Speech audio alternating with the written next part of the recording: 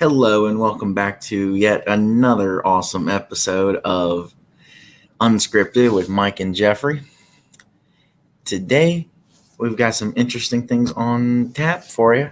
We got the major signing of Case Cookus. We got the interesting look into the USFL college draft and some reaction on that. That happened yesterday. It looked like a big success. And you know how we do here on Unscripted. We giving you the XFL coverage that you didn't know you wanted, but now know you need. How you doing? I'm doing pretty good. I mean, there's, a lot of stuff to talk about with these alternate football leagues, and a lot of people are excited, about these leagues. One's already begun, one hasn't started yet, but there's a lot to talk about, and I'm looking forward to it. Me as well. All right. So the first two teams of their drafts here, we got the Memphis Showboats, the brand new team replacing the Tampa Bay Bandits. Mm-hmm. And the defending undisputed USFL champion Birmingham Stallions. If you look at this list, look at these lists for these two teams, what picks stand out to you? Well, I mean, a lot of these names, unfortunately, are, players that not a lot of people know of. I mean, obviously, the one that jumps off the page is Malik Cunningham, quarterback from Louisville. I'm sure Austin's happy about that. But, Birmingham, I mean, it's going to be interesting now that they got Malik Cunningham. Obviously, I think a lot of these players aren't playing, this season or whatever. I think they have, the rights, and it's they're going to have to work it all out. But, they have Jamar Smith, and now you got Malik Cunningham, potentially going to be out of the fold. So it's going to be interesting to see how it works out for Birmingham there. But, I mean, there's, a lot of good players. Trey Shropshire, he was really good at UAB, really good receiver. So, I mean, there's just, not a lot of big names, but, just overall solid players. A lot of these players were from smaller schools. It's a lot of them even HBCU and Division II or FCS or whatever as well. So a lot of it's just, players that not a lot of people know of, but they have a lot of potential, and obviously they weren't going to get drafted more than likely. So that's what helps the USFL know that these players are at least going to want to play in this league. Yes. I mean, to your point with HBCUs and all that, there have been 12 HBCU players drafted in this draft. So that's definitely huge. To your point, yes, most of the players picked in this draft were going to be your fifth round or lower, or actually fifth round or worse players. So obviously, for example, you said Malik Cunningham jumps off the page for Birmingham here. Well, as forgot to turn the freaking volume down. As decent or good as Cunningham is, that just goes to show that his value, his stock for the NFL currently is not very high.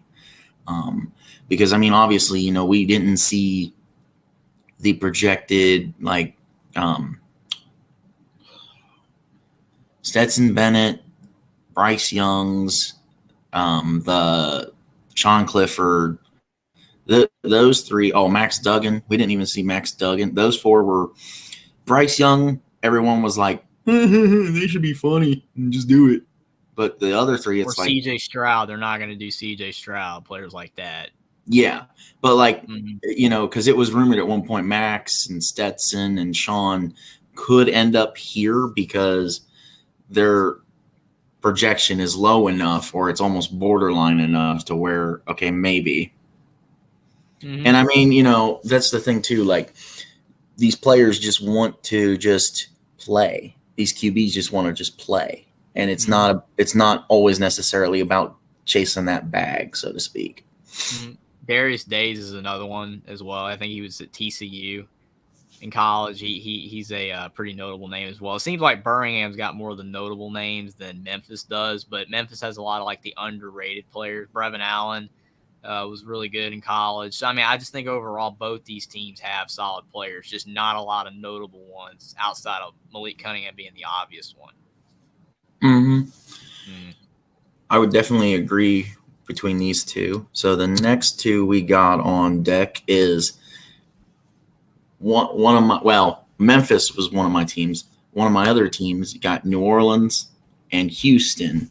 Now, if I'm looking at this, I'm seeing two teams here that are kind of like you got name poppers on both sides. You've got Isaiah Moore, linebacker. You got DJ Ivey, the corner, and Keaton Mitchell, the running back for New Orleans. To me, those are some big eye poppers. The big eye popper for Houston, in my eyes, is going to be Chase Bryce. And I just have to say this for obvious reasons, but Jeffrey Johnson. That's funny. Yeah, on both these teams, I mean, Tyler Scott, he was a great receiver at Cincinnati, so that's a great addition for New Orleans. Mitchell, I thought that he was a player that would be in the NFL, and he still could be in the NFL draft. I mean, at East Carolina, he was lighting it up. That actually, oddly enough, the East Carolina-Cincinnati game was one of the best games, between the two teams all season. And, for both teams, that was their best game probably all year. Keaton Mitchell got hit really, badly in that game, and he got a concussion, but then he came back and he was still playing really well. But I think Tyler Scott and Keaton Mitchell are great players that have an NFL future for sure. And Jake Bobo, he was a wide receiver at UCLA.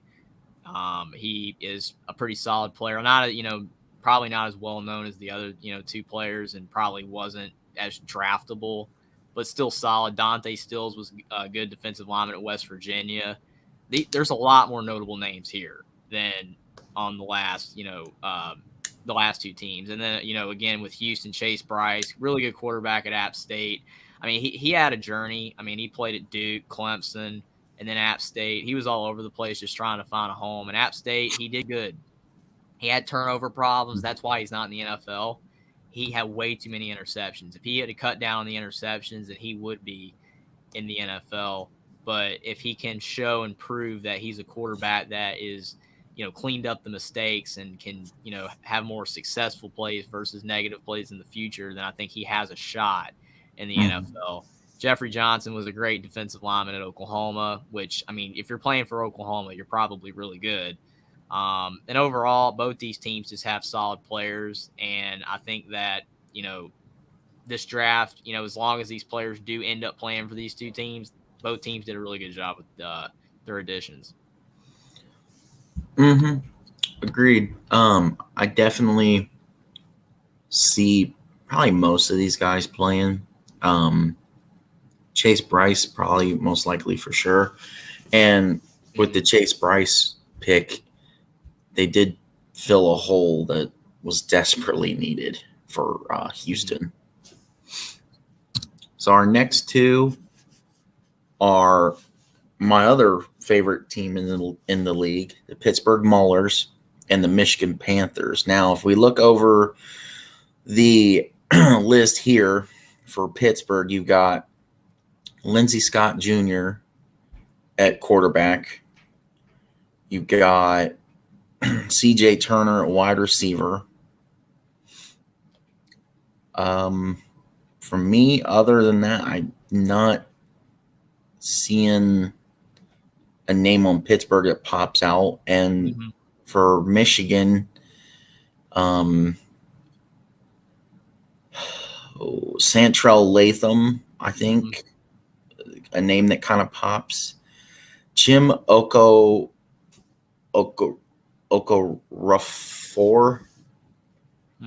Michigan's 9th round pick there, for me kind of pops out.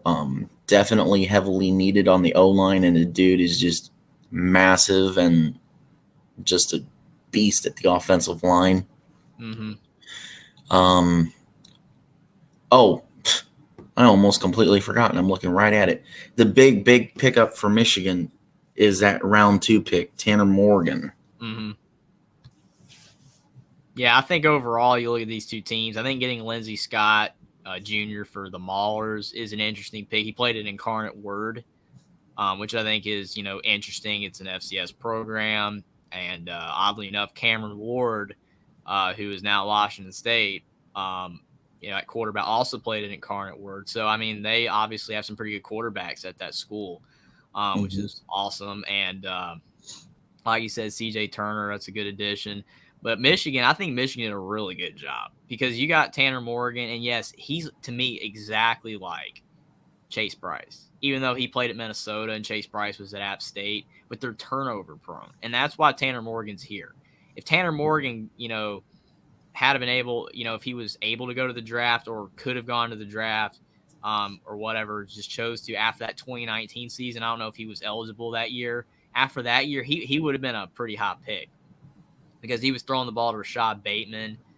There was another receiver too. I can't remember his name, but those two guys, I mean, they were lighting it up that year. And that's when Minnesota beat Auburn in the the Peach Bowl or Citrus Bowl, one of those bowl games like that. So overall, Tanner Morgan was a quarterback, had a great season, and then he just kind of declined. And part of it was because his offensive coordinator left after that season, and Minnesota did not have the weapons on offense that they used to have. So his production declined overall, but he's still a capable quarterback. And I think if he can regain his 2019 form, he could be an NFL quarterback. But it's been 3 or 4 years since that season, so he's going to have to return to form. I think it's really good that Michigan got 4 offensive linemen in this draft because they needed it. Their offensive line was awful last year, and getting offensive linemen that are all really solid, I think is going to help out Michigan overall with whoever's at quarterback. Gunnar Oaks, he was a really good tight end at Eastern Michigan. Not a lot of people know about him, but he's an underrated player. And again, that's why, you get guys like this that you've never really heard of before pop up in these leagues and end up playing really well. I think he's a guy to watch. But overall, I think both teams did well. But I really like Michigan's selections. Yeah, to your point, I completely agree. Michigan's selections look a lot stronger as far as drafting needs instead of wants or big namers. But yes, the fact that Lindsey Scott came from Incarnate Word, definitely that's huge for Pittsburgh to do that. And hopefully he does get some time. I'm sure he won't be the starter, which stinks. But, I mean, if he gets a chance to prove himself, definitely go out and prove yourself. But, yeah, I mean, great drafts overall. Definitely, if we graded this, I would grade Michigan's better for sure, like you said. But still, overall, just great for these two. So the next two that we've got are the 2022 North Division Championship game, the New Jersey Generals and the Philadelphia Stars. Now here we go. Now we're starting to get bigger names here. Adrian Martinez at New Jersey for sure, huge. Let's see. Jermaine McDaniel Jr., edge rusher. That's got to be big. J.J. Holman for New Jersey. You look at Philadelphia. Philadelphia, I'm not really seeing much, but I mean, what's your take on these two? Well, I mean, you look at, obviously, like you said, I mean, Adrian Martinez is going to, pop off the page because everybody remembers him at Nebraska and just waiting for him to break out and, potentially, be the best quarterback or at least one of the top quarterbacks in the Big Ten. It never happened, and a lot of it was for a lot of different reasons. Poor offensive line play from Nebraska. They're snapping the balls over his head. Poor play calling, and he was turnover prone himself. And overall just was a mess at Nebraska. He transfers to Kansas State, and he does better, but he still struggles because he got benched for Will Howard midseason. So I thought he played better at Kansas State, but it wasn't good enough for him to keep starting job. So again, he's going to have to, find consistency in this league if he's going to be, a potential NFL quarterback, because the talent's there, the athleticism's there. It's the consistency that's the problem for Adrian Martinez. And I mean, you look at some of the other players. I mean, Adam Corsack, great punter at Rutgers.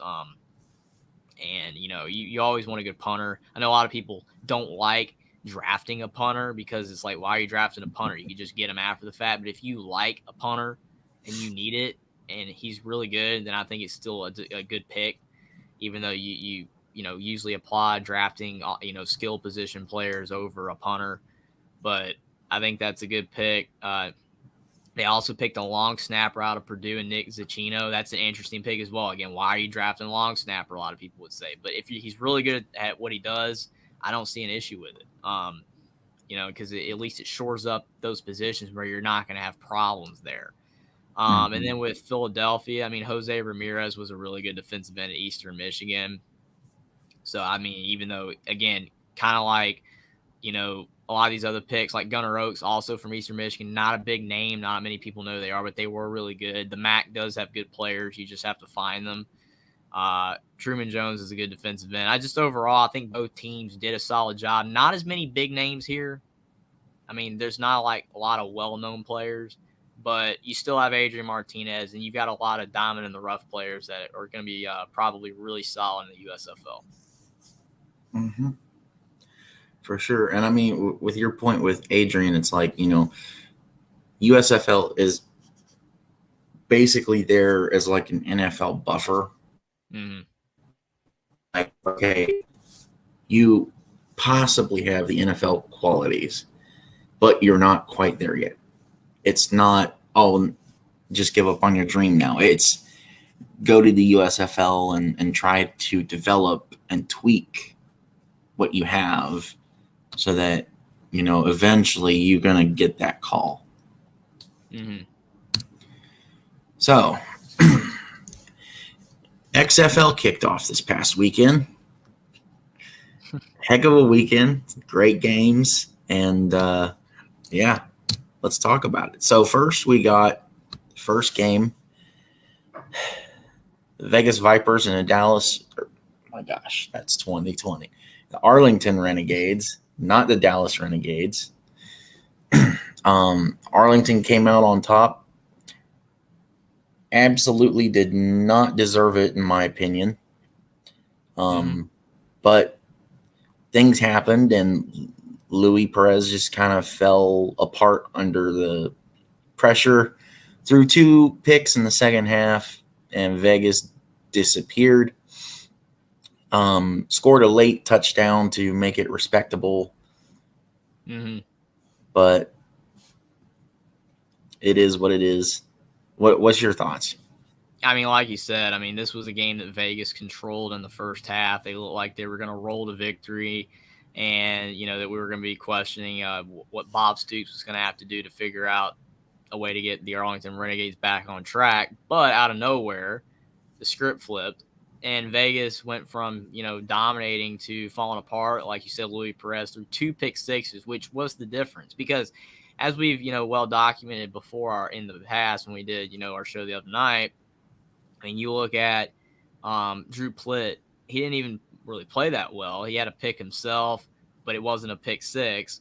And he only threw for like 160 yards. It's not like he lit it up. And Arlington overall didn't have much on offense, but 2 pick sixes is costly. And it's really tough to win a game like that, especially when you don't put up a lot of points yourself. So the 2 pick sixes were the difference, helped Arlington get over the top, but they definitely, can enjoy this win. But if they're going to want to win more games in the future, they can't bank on 2 pick sixes to win. They're going to have to find more offense. And for Vegas, you don't turn the ball over. Luis Perez get back to being, the king of the USFL, the XFL, and all these alternate leagues like he's been in the past, and Vegas should be okay. For sure. And then you're just going to need, your receiving core and just the surrounding players to step up. And for sure. I think, for first game, Montez Bryant did pretty good. So the nightcapper for night one was Houston Roughnecks stomping an absolute mud hole into the Orlando Guardians, and they just basically controlled the game from start to finish. I mean, we could break this down even more than we did on Sunday, but at the end of the day, there's only one thing people really talk about when it comes to this game, and I think we both kind of know what it is because we did talk for like 10 minutes about it on the show. Whether it was a catch or an interception, we'll never know 100%. I mean, they ended up calling it a touchdown, but like we debated on the show, it could have been an interception, but they went touchdown because that's what they called on the field. Brandon Silvers looked really good. Didn't look like he missed a beat. Cole McDonald, when they brought him in for the 2-point conversions or the extra points conversions, he looked really good running the offense. I know the biggest thing for him was just the run around the side, the run around the end to get into the end zone. But I mean, I think there's a big potential there for a possible QB battle in Houston. And I would almost wonder if maybe Houston trades away Cole McDonald if the season lasts. Because I know that's a big thing going around right now with all the ratings and attendance and everybody freaking out, being worried. It's like, just calm down. I mean, if you wanted to succeed, support the league, man. I mean, that's the way I see it. If you wanted to succeed, all you gotta do is watch the game, show up to the games, and there you go. It won't fail. And if you have the money, buy the merch, of course. But I mean, this game was really hard for me to watch. After a certain point, it was not a very good game. That's why.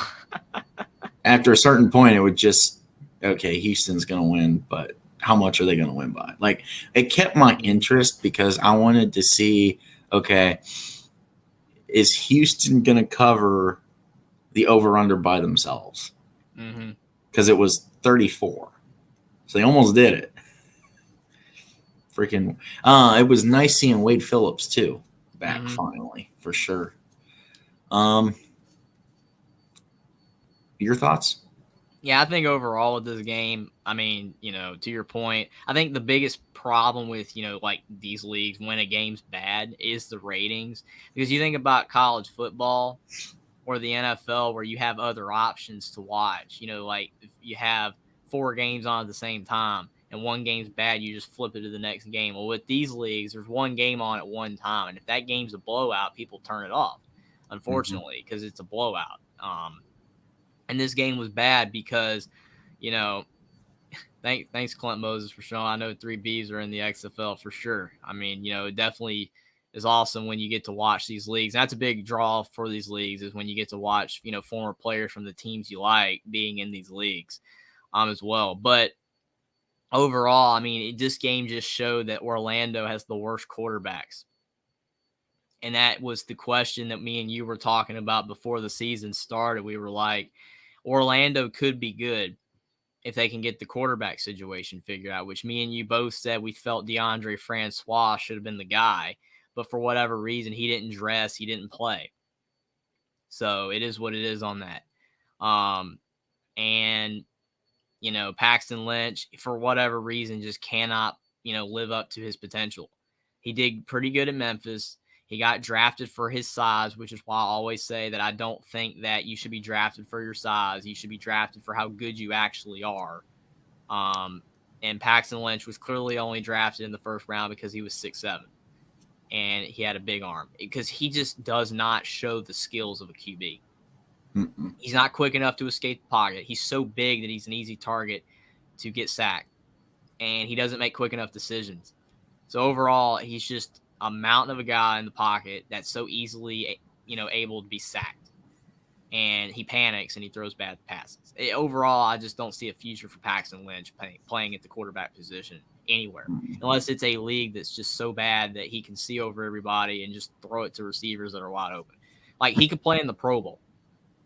That's the thing. The Pro Bowl was so bad with the way that was set up, with how easy it was for Geno Smith to throw balls to players because there was no one on him for like 15 yards. Yeah, Paxton Lynch could play in that. But other than that, actual football, I like Paxton Lynch a lot. I really want you to succeed, but I just don't see a future for him.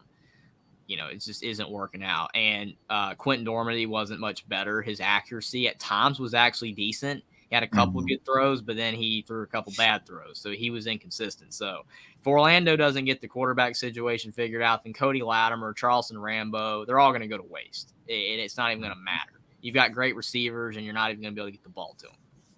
Houston, like you said, it was awesome to see Wade Phillips because he's like 75 years old and out there and coaching. Again, it was hilarious when the commentator was like, oh, man, Wade Phillips is spilling all the secrets while being mic'd up. It was hilarious. You got to be careful. It was funny. And overall, Houston dominated on both sides of the ball. And like you said, Brandon Silvers played a lot better than a lot of people were expecting him to. So overall, it was a great game for Houston and an awful game for Orlando because they just can't get the quarterback situation figured out. And they better hope DeAndre Francois can come in and start playing for them, playing well, because other than that, it's going to be a long season if they don't get anybody else. Yeah, for sure. But I think Orlando can already see definitely time to move on from Paxton Lynch. I mean, to be honest, you probably shouldn't have signed him in the first place. And again, it's nothing against Paxton Lynch because, again, I really want you to succeed. But, I mean, he failed in all the other leagues. He's not – you really think that this league is going to be the one where he finally plays well? The USFL, and yes, Michigan's offensive line was bad, as I documented earlier. That's why they got all those offensive linemen.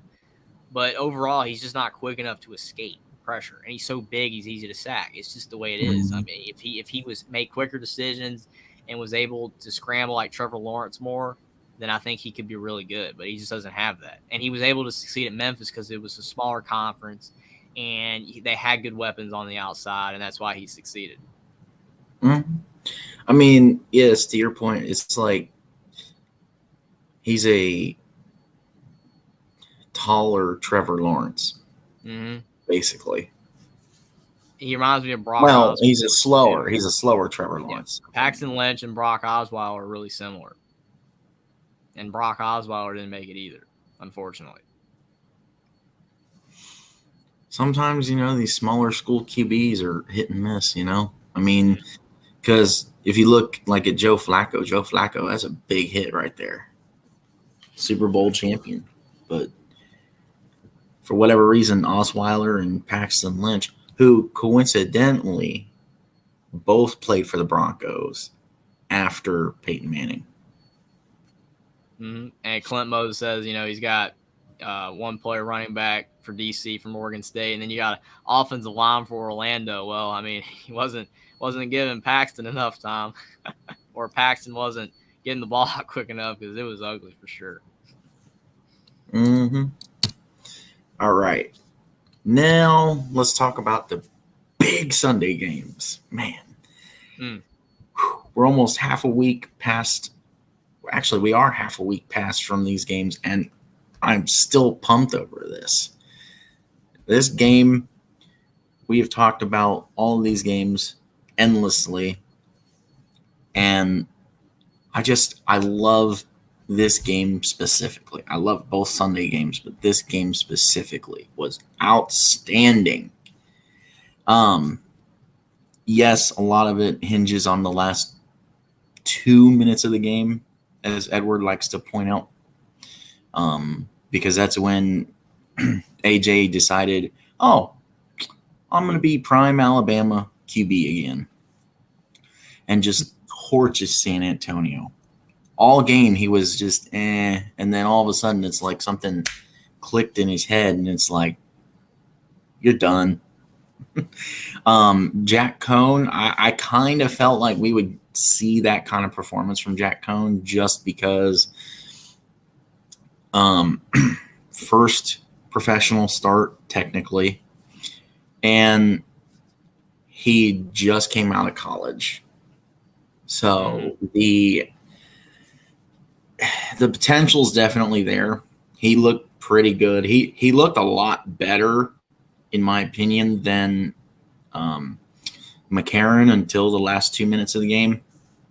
But still, I mean, nothing really, explosive, high-powered about any of these games, really. A lot of the outcomes for this week's games had depended on the defense in the long run. So, Penny, for your thoughts?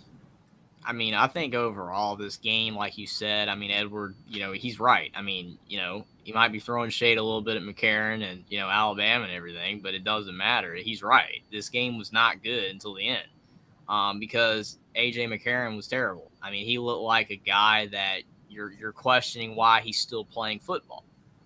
And then the script flipped and he started playing really well. And it was nice to see because A.J. McCarron was a solid player. I mean, he was at Alabama, and the reason why a lot of people like A.J. McCarron and Greg McElroy when they were at Alabama, because that was before Alabama became dominant. Once Alabama became dominant, that's when the love for the quarterbacks waned because it was just a recurring thing every year. That's why a lot of people like these two. That's just the way I see it. But A.J. McCarron, I mean, he had, a pretty decent NFL career. He never really was a starter for long. He was at the Bengals and he played some. And, when Andy Dalton got hurt or went down, and, he was not bad, but he wasn't, elite either. So I think overall it's nice to see him in this league to be able to play football again. And he proved in the last, 4 minutes of that, or 2 to 4 minutes of that game, that he still got it. He's still capable. And I think that the rules of the 4th and 15, giving you a shot to go for a 4th and 15 to pick it up instead of doing an onside kick, it gives more teams opportunities to have, a chance to come back. And some people like that, some people don't. Because, again, if you like a team being able to have a chance to come back, then you're going to like this rule. If you're a person that wants the team that's winning to win the game, then you don't like the rule. It just depends on what you see. If you just like entertainment and, wow, St. Louis came back. But if this was the NFL rules, they more likely don't come back because they kick it onside, don't get it, and then San Antonio wins. But overall, it was a great game. Like you said, with Jack Cohn, he was rusty. I think he, is really solid quarterback, and he'll start playing better as the season goes along. But St. Louis did get bailed out by the rules of the XFL, and A.J. McCarron woke up in the last couple minutes of the game, and he played really well. And to Clint Moses' point, play defense if you want to win. I think overall you can make a big argument, with a lot of these teams that their defenses have been good, the teams that have won, but it's also been the team on offense that makes the mistakes. Because Vegas clearly wins the game over Arlington if Louis Perez doesn't throw 2 pick sixes. So it's also the mistakes of the offense. Kind of plays hand in hand. Yep, absolutely. So, for the last game of the night for the week, we saw DC almost get run out of their own stadium against Seattle, which is crazy because Ben DiNucci didn't even play that well. Realistically, he didn't. The defense has stepped up and really helped. And I think, as funny as it is to say, the big tide turner had to be the taking away the beer snake and fans throwing lemons on the field. As far as the actual play, though, neither quarterback that played for DC looked very good. Jordan Teamu had a touchdown right there, basically. He had a touchdown, but it was a running touchdown. Derek King, I think, had a touchdown, but it was a running touchdown. I mean, you've got the run game. You need to find the balanced quarterback. You need to – because the thing is like, okay, so in XFL 2.0, Jordan Teamu played for A.J. McCarron's team, the St. Louis Battlehawks. And he was average to okay with them. And you're starting to see that that's just kind of how he is, and, which it does stink because in college he was a pretty good player. And I just worry that with these guys that are not too far out of college, like AJ McCarron gets an exception because he has been out of college for like 10 years. Mm-hmm. But, Teamu, not very long. And Jack Cohn, fresh out, so he gets the exception. It's like, I hate to say this, but I think these guys peaked in college as far as success, playing good, and all that. Mm-hmm. Now, if we look at the other side, with Ben DiNucci, you had Ben, you got Josh Gordon finally coming back, so you got the headline there. You got the running back out of Marshall. I forget what his name was. He played decent. Ben DiNucci, for a long bit of the game, DC was making Ben DiNucci look like freaking Tom Brady. Mm-hmm. But, yeah, floor is yours. I think overall you look at, when you talk about quarterbacks like Jordan, Teamu or De'Aaron King, that's why Malik Cunningham right now has been drafted to the, USFL. Because when you have a quarterback that can run, that's a great talent to have, to use your legs and get scores. But you have to be able to throw the football, because that's like the biggest knock against Lamar Jackson right now, with the Ravens, because he's a supreme athlete, but it's about throwing the ball consistently. You have to be able to do both. If you can't do both at a high level, then it is really tough to be a quarterback in the National Football League. You look at Cam Newton as an example. He was huge. And, I mean, he was just Mack trucking everybody. But it caught up with him eventually. But a lot of these guys, like Lamar Jackson, Malik Cunningham, they're not like Cam Newton build-wise. They're not going to be able to take the hits forever. I mean, that's why, again, Lamar Jackson hasn't even finished the season hardly ever. That's why everybody's saying, well, he doesn't have a great postseason record. Well, he's barely been in the postseason. So I think overall with quarterbacks like this, they're flawed because they're playing a position that the primary thing that you're supposed to do is throw the football. You're not supposed to run more than you throw as a quarterback. Khalil Tate was a legend at Arizona, but he got hurt, and then he wasn't as, flashy running the ball as he was before. He goes to the NFL, they move into wide receiver, you never hear from him again. They moved into wide receiver because of the fact he wasn't a good enough thrower. Antoine Randall was elite in Indiana back in the late 90s, early 2000s. He goes to the NFL, he was moved to receiver for the Steelers, had the great play in the Super Bowl.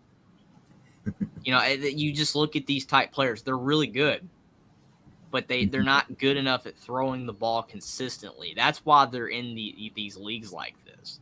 If Jordan Teamu and De'Aaron King and Malik Cunningham can prove that they can throw the ball at a consistent level, in these leagues, they'll be in the NFL in a heartbeat. But like you said, both of these quarterbacks had a rushing touchdown in this game. Neither of them had a passing touchdown. And that's not going to, be good for their success if they want to be in the NFL. If they want to continue to put up good numbers in, this league and play in this league, they're not going to get benched in this league. You're not going to get kicked out of this league because they're great athletes, but they're never going to be in the NFL because they just aren't good enough at passing the football. It's almost like today, the perfect quarterback to people today is not Tom Brady, even though to me, a true quarterback is Tom Brady, a guy that throws the football, perfectly, dropping dimes at, to receivers down the field like Mike Evans, like he was this past season. That's the correct quarterback. But to people today, the perfect quarterback is Patrick Mahomes because he's a great runner and he's a great passer. Mm-hmm. It's just hard to find that, though. You can only have so many because you look at a quarterback, and a lot of people aren't going to know who he is, but Nate Sudfeld played out of Indiana in college. He's with backup with Detroit Lions. He can't run. He's like a 1980s quarterback. Can't move. He's like Tom Brady, but he literally can't move at all. And he's a pretty good passer, but he don't play. He's a backup because he's a solid passer, but he can't run. A lot of these quarterbacks today, they want the mobility, but they also want the passing too. It's just tough to get both. But, I mean, I know that completely went off the rails and not talking about this game at all.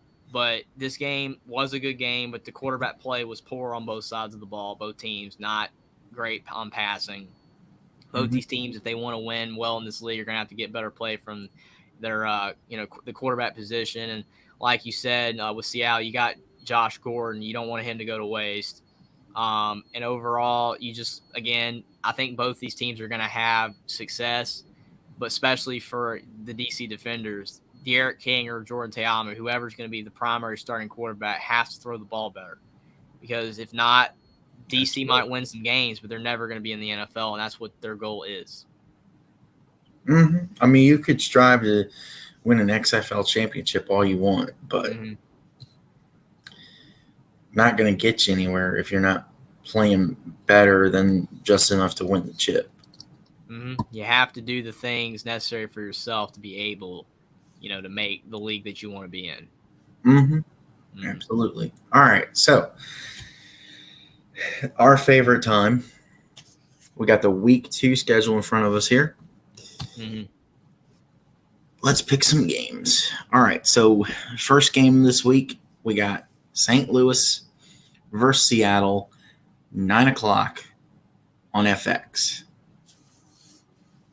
And hopefully enough people have FX to be able to watch this game. I think, a lot of people who love sports, they probably have a package deal where FX is squeaked in there, but hopefully a lot of people will be able to watch this game.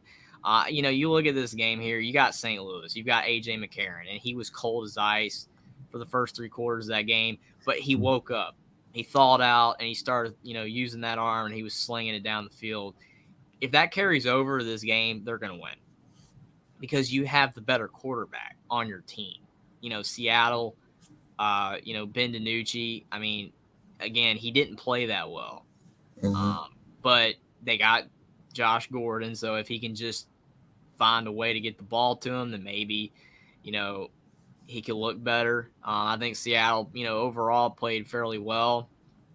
I mean, like you said, the lemons was the turning point in that game. As long as there's no lemons going on, maybe Seattle won't be, cursed or whatever. They lose every game because some lemons are thrown on the field. So, I mean, maybe they'll be able to win. It's at home for them this time.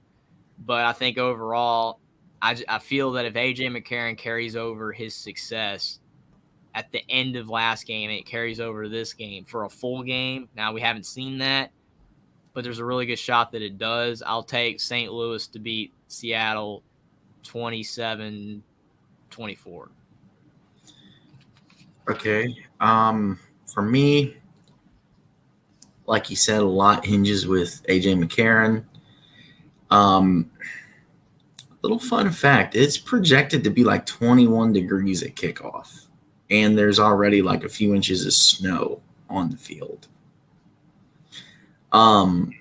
which could definitely play a factor. I still don't think Seattle's proven enough. Now, neither team is really proven. It all hinges on what if this, what if this, what if this. Well, if I've learned anything from constantly picking against Bama, New England Patriots, New York Yankees, the big, since LeBron went to the Lakers, I don't really pick against the Lakers, but, the big franchises or the franchise stars. Well, in this case, St. Louis has your big-time star. I'm going to have to go with St. Louis. But erring on the side of caution with everything, I'm going to say St. Louis wins 20-18. Yeah, I mean, it's a good point on the weather. I didn't really think about that with the snow and the cold and everything. But if it is snowing, that is going to complicate things for sure.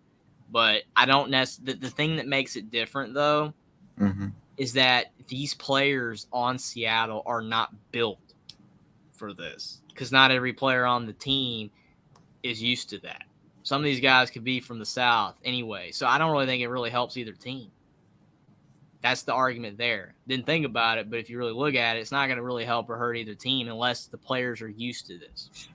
If they're a player from Ohio State or something that is used to the snow, there's going to be players that are from Texas. There's going to be players from Florida that have never played in the cold weather. So it's gonna be a struggle bus for both teams. Really, Edward? I mean, he's not wrong, but come on, really? But the point of Buckeye Mike is that he is the biggest star name in the league. I mean, if you're going to say this is the guy that everyone at least knows who this is, it's A.J. McCarron. It's not Cody Latimer. It's not Josh Gordon, the receivers. As much as you want to say that, or, it's not any of these guys. It's going to be A.J. McCarron. He's the big name. Mm-hmm. Just like when everybody was going crazy when Bo Scarborough was announced to Birmingham last year in the midseason. It's like, oh, man, Bo Scarborough is playing for Birmingham. It's Alabama to Alabama. It's like it's just the star name. He balled out, though. Mm-hmm. So on Saturday at 7:00 on FX again, you've got the DC Defenders traveling to Vegas, playing the Vegas Vipers, where in Allegiant Stadium. Big mistake. Way too many empty seats. Yes. Like 65,000. It's like when they play UNLV games there and there's no one there. It's funny. Yes. I mean, it's going to look bad on TV. It's going to bring the ratings down. The attendance, I hope the attendance is really good. Is your key home crowds to get good attendance is going to be San Antonio, Vegas, and St. Louis. It's not going to be Orlando. No. Not after the week 1 performance. The only way they'll get a good show out. Well, I will say they may get a good show out this week just because it's the first home game. Yes. But they're going to have to win by a decent margin to continue to bring the crowds in. I agree. As far as this game, though, I mean, I'm kind of struggling with this game just because of the quarterback play. I mean, are we going to get the first half Louis Perez, and can Louis play an entire game the way he played that first half against Arlington?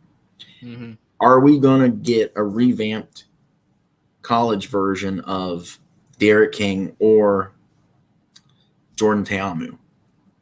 That's going to be the main thing.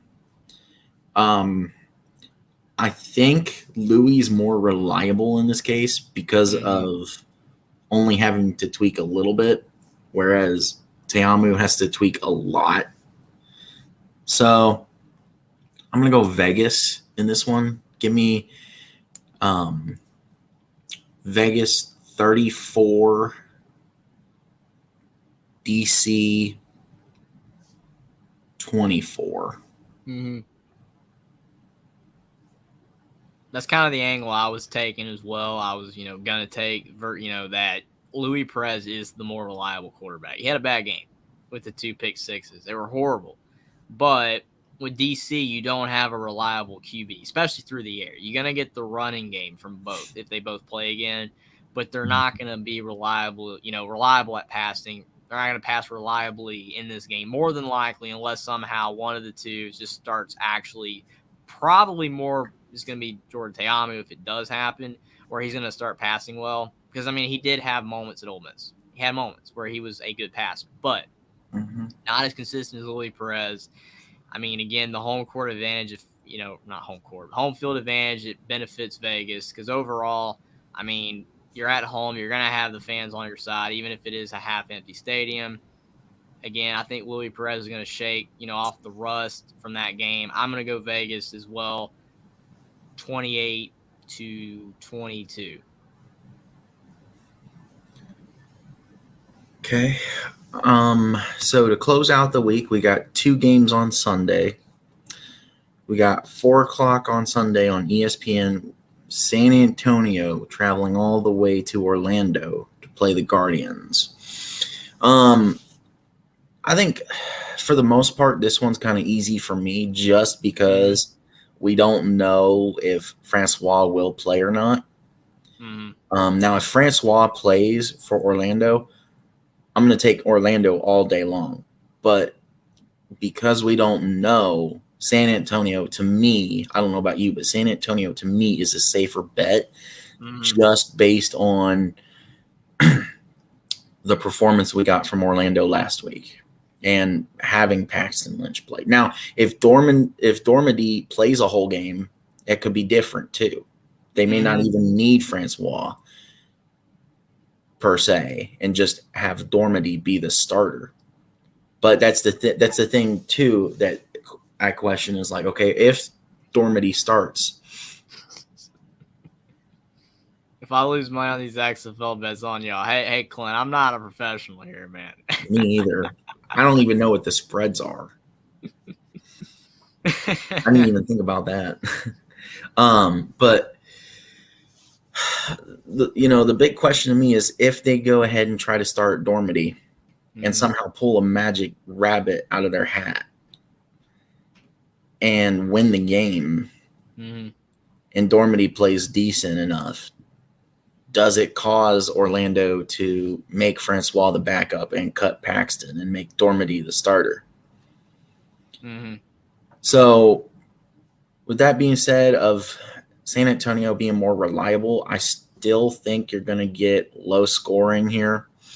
I mean, if you compare, I know it's a bad example and you can't really do it that way, but if you compare the week 1 scores and just insert them here, you're looking at 15-12. Now, obviously, they've had time to tweak things by now, but I still think it's going to be low and close. I'm going to say 20-15, San Antonio. Yeah, I would really agree with you that with Orlando, it's who's at quarterback. If it's Paxton Lynch, you're losing. If it's Quentin Dormady, it's possible you win if he plays well because he did have moments, but he's not reliable either. It's possible that he could be. DeAndre Francois, I think, gives you the best shot to win, but we haven't seen him yet, and that's the problem because he didn't play last week. So it'd be his first game, and would he be ready? So overall, if you're Orlando, if Quentin Dormady's not the guy, DeAndre Francois is not able to play, and Paxton Lynch isn't it, then you gotta get another quarterback. And there's so many players out there you could get. Just get another quarterback if you want to save your season. I think it's funny that this is the game that's on ESPN2 because they're both 0-1, which is kind of funny as well. But still people probably gonna watch. Hopefully Orlando gets a good crowd, and for Orlando, hopefully they win, like you said, so they can keep fans interested. Because again, Cody Latimer, Charleston Rambo deserve a good quarterback. They deserve somebody to throw the ball to, and they're both really good. But overall, I think that if Orlando, like you said, has, whoever the quarterback is, plays well, they're going to win this game. But since we can't rely on that, I'll take San Antonio as well over Orlando 17-14. All right. So the last game of the week to close out week 2, we've got the big battle of Texas, part 1. 7 o'clock on ESPN2, you've got Arlington Renegades at Houston Roughnecks. Now, with this, I think this should be the ESPN game right here. For sure. So with this one, I think Brandon Silvers looked really good last week. I think he can carry it. Hopefully he can carry it over. I think he can to this week. You're looking at a little bit better of a defense in Arlington, but not by much, if you ask me. It's not that hard defensively to be better than Orlando with the cruddy performance we got last week. That was horrendous. If you think it's bad offensively, you only put up 12 points. Defensively, you gave up 33. Yikes. So I look to see, for one, who's going to be the starter for Houston. I would personally go with Silvers. like he did last week. Mm-hmm. Yes, like I said, McDonald has started to prove himself, but Silver's played awesome. I don't see a reason yet why to swap him. Mm-hmm. For Arlington, in my case, I would look at possibly doing a switch at QB instead of Plitt. Bring in their other well-known quarterback. I forget who it is. Kyle Slaughter. Yep. Mm-hmm. Yep. Bring in Slaughter and see what he does and see how he can do. That job is totally up for grabs, just like Orlando. Mm-hmm. And it's going to be, I would say, give Slaughter a chance just because, it's going to be it's got to be back and forth on offense with Arlington because of how easily and quickly Houston can score and how they can turn it on its head and go slow. So I'm going to go Houston in this one.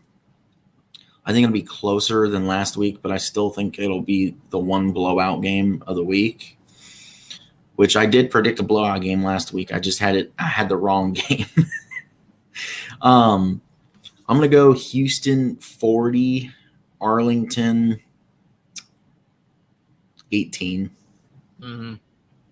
Yeah, I agree with you. I mean, if Drew Plitt's the quarterback for Arlington, they're not going to have enough offense to keep up with Houston. Even if they turn Houston over, more likely you're not going to have 2 pick sixes. So you're not going to have those points. If Kyle Slaughter plays, I think it's possible that they could win, but still more than unlikely, because if you're Houston, if Brandon Silver starts playing bad, you can just bring in Cole McDonald. He's proven to. So I think either way you go with Houston, they're going to have more offense in this game than Arlington. And even if Arlington, plays really good on defense and turns them over a couple times, as long as they're not 2 pick sixes, they're not going to win.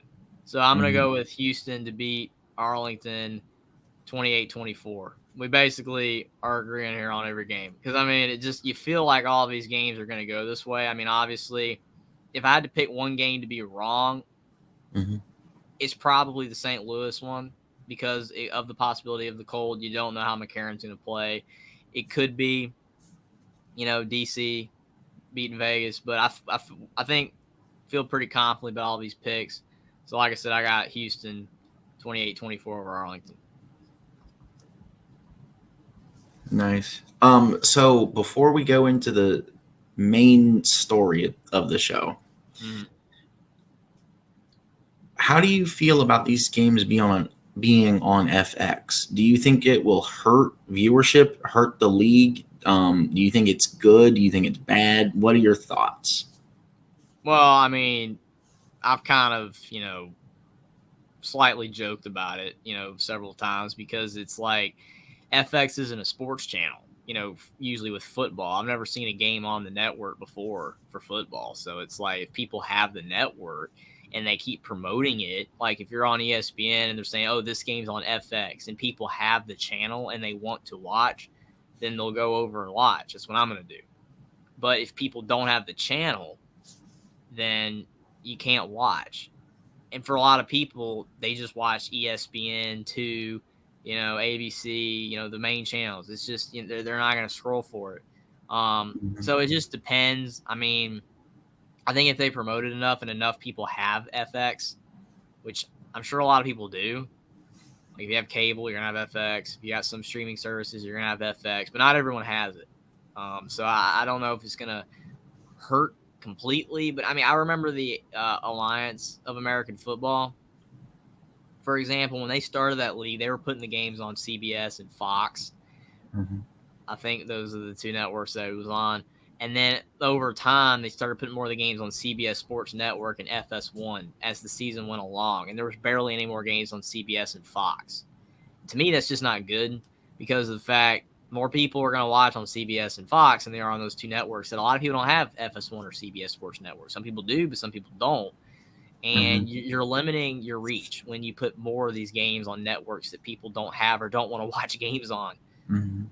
So overall, I don't think it's going to hurt terribly as long as they don't overdo it with it. I think the USFL did a pretty good job of putting a lot of the games on NBC and Fox, but they also were putting games on FS1 and USA Network, which is affiliated with NBC, and they were putting games on Peacock, which to me was the worst because people are getting Peacock to watch movies and TV. They're not getting Peacock to watch USFL games.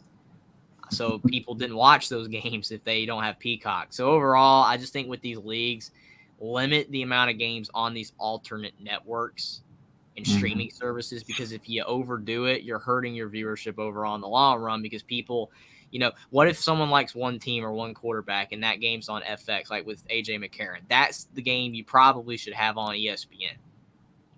The ratings for that game with St. Louis last week were the best one, and you're putting that game on FX. It's like you're trying to test it to see if people are still going to watch on an alternate network when you shouldn't test it. You put the worst game on the alternate network if you're going to do it. I mean, to me, what would have been a better option, since all these games are on ESPN and ABC, is put St. Louis and Seattle on ESPNU. If you want to do that, you could, if you want to put it on ESPNU, even though that game should be on ESPN and it should be San Antonio and Orlando on ESPNU. But overall, since all these games are not colliding with each other, all on at different times, if ESPN didn't want to allow it, I guess, but you could have put all these games on ESPN anyway.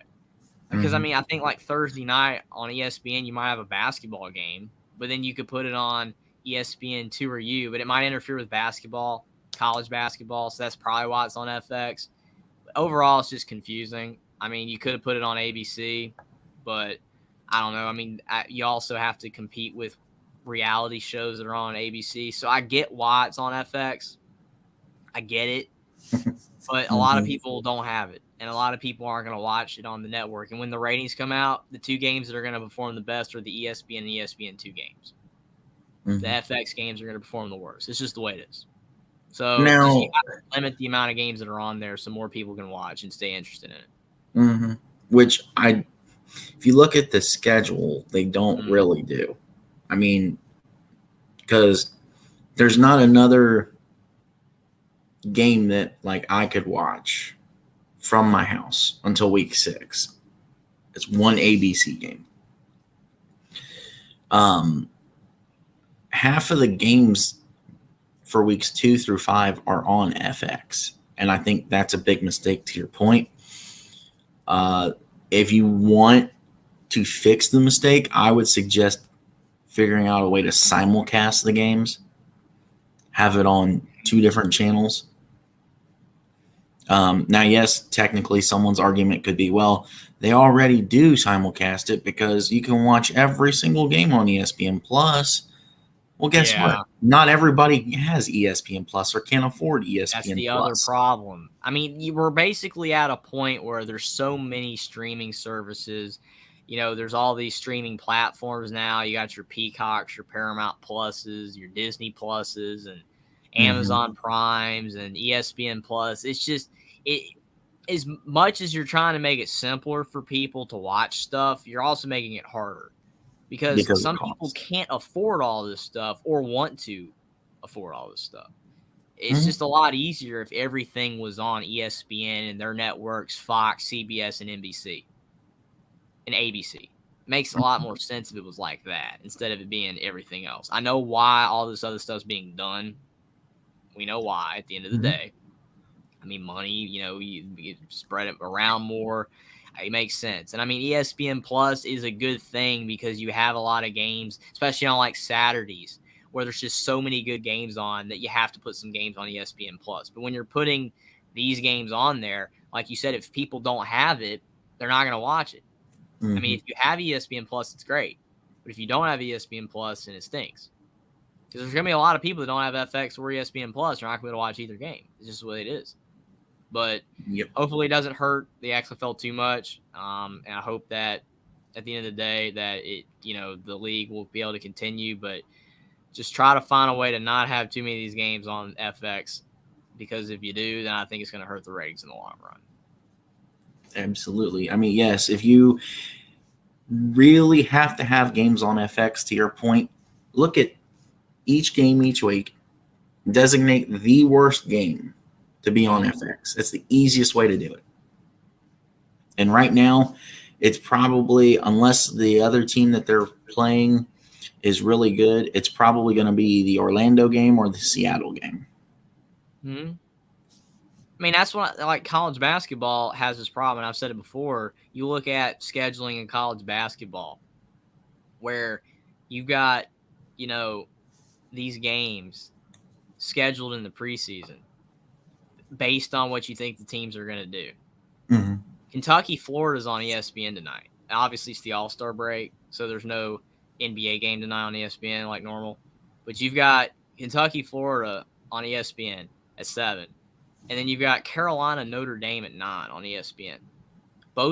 All these teams are unranked. All these teams are, besides Kentucky right now, is playing a little better, are bad.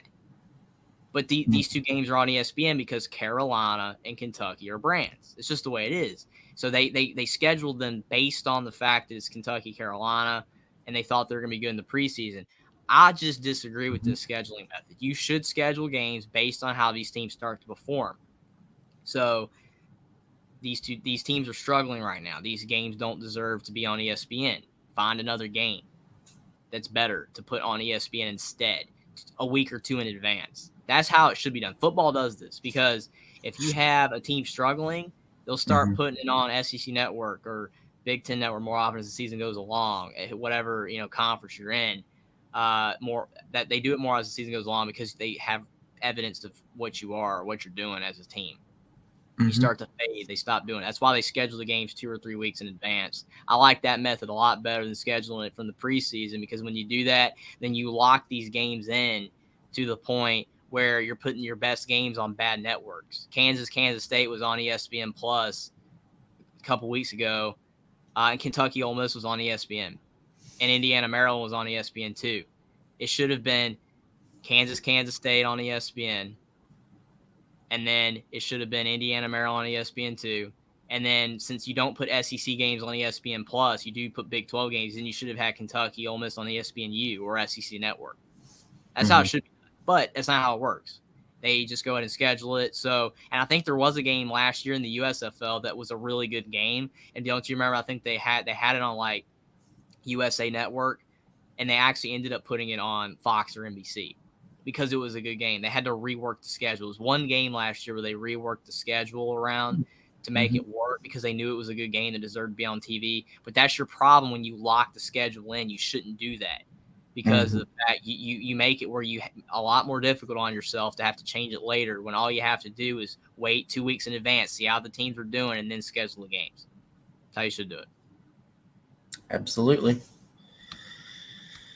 All right, so to close this puppy out. Well, we don't need the thing for this last one anyway. So to close this puppy out.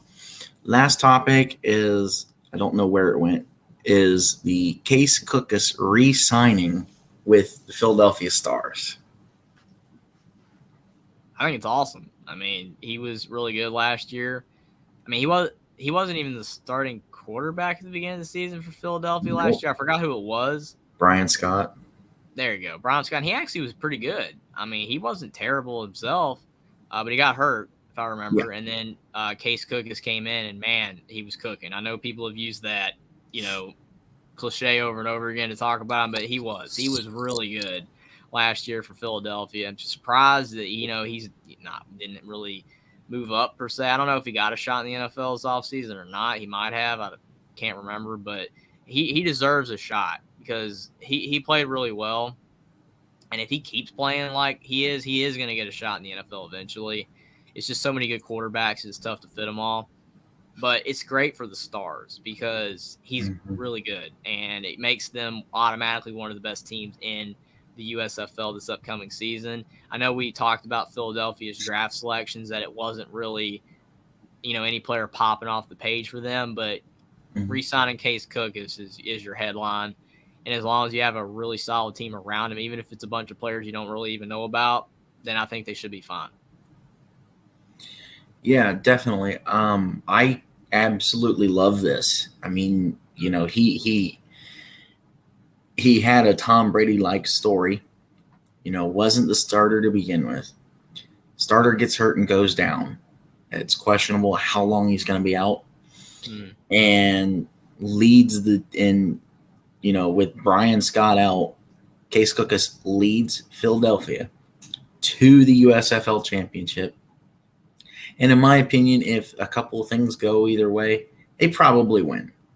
It would have been the perfect story for sure to have Philadelphia win, but things didn't happen for them to do it. I think he's a great player. He definitely, if he did get NFL shot over the offseason, that's wonderful. That's awesome. If he didn't, come on, NFL, what are you doing? The guy deserves a shot for sure. So, I mean, without a doubt, great signing. I think it's going to help the team feel like, oh, no, we're not feel like, oh, no, we're starting over, 100% over. Overall, I just think he fits in the system great, and I think it's just overall a great fit for him. I do too. It's just a great decision. Since he's still available, to play for you, then it's great to bring him back because you had a great season with him last year. No reason not to bring him back and have more success until eventually someone is smart enough to take him. I mean, in the NFL, as long as he's available, just keep re-signing him, Philadelphia. That's what I would do. I mean, because like you said, he fits the system. He's going to win you games. It's going to be a lot of fun for Philadelphia. Absolutely. Well, that's going to wrap up this week's episode of Unscripted. We hope everybody that popped in enjoyed. Thank you for the interactions this week. We really appreciate it. We hope to see you next week, and we hope to see you. If you're a subscriber of me, I hope to see you the rest of the week on my shows coming out. And if you're a subscriber of Jeffrey's, we hope that we see you over on Young Guns for tomorrow night. We don't know what we're talking about yet, which we're going to have to get that settled from now on. But, yeah. So we'll see you next time, whenever that may be. And stay tuned to the channels because I'm sure Jeffrey's got some awesome stuff getting ready to come out soon, and I got some awesome stuff getting ready to come out. So, yeah. See you next time, everybody.